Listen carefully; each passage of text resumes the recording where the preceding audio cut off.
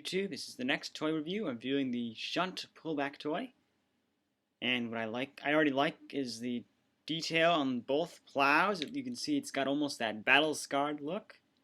He did very well getting the design. He's got his little axe, which I don't like that it just kind of randomly fires.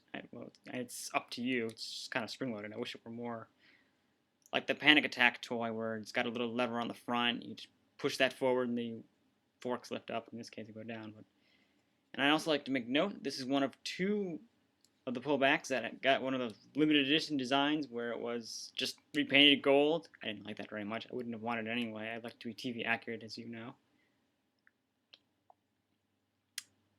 And in case you're wondering, if you look at the front it's just the front, I guess, where I've got a little, I guess, one of those Technic pieces. It's sort of like Legos. In a sense, that's to push the front scoop down a little bit, so that makes him harder to get underneath. Because in the TV show, he was a lot harder to get underneath. I mean, his scoop is on the ground, not completely, but I mean, only from the sides. Opponents been able to get underneath for the most part. And of course, much like Refbot, he's got the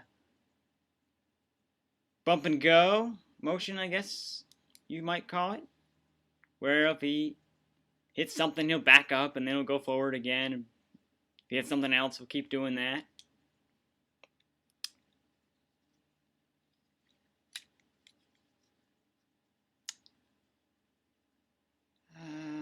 Let's see here. I should mention the other one is Matilda. Matilda got the limited edition, it was silver. Shunt was gold.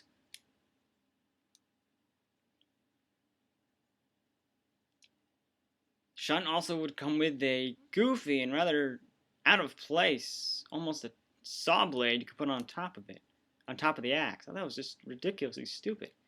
It also came with the sort of a half a car, and it's got little plastic silver balls that if Shunt impacts it the right way, it'll set them all free.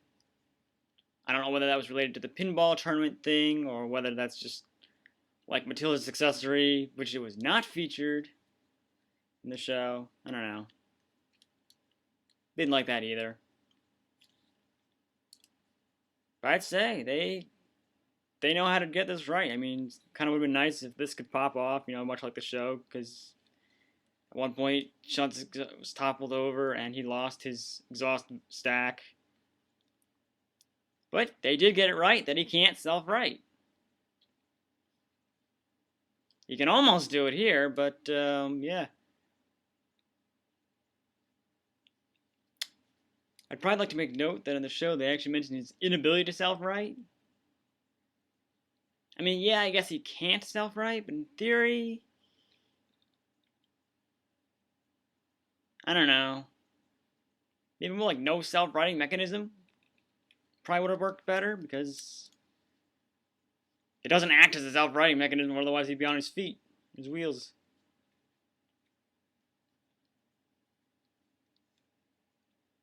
But I do like that I can actually open this guy up and find out, kind of what makes him go. Can't do that with Matilda or Sergeant Bash.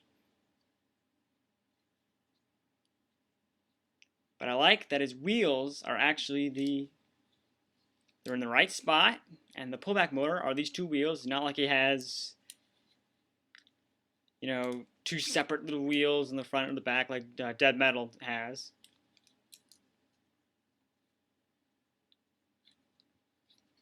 You can see if I lift the weapon back, you might not be able to see it well, but what fires the weapon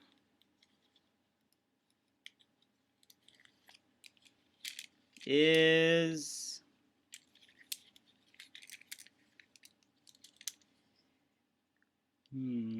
here it is. It's kind of right where my fingers are. There's an itty bitty little silver ball thing in there. It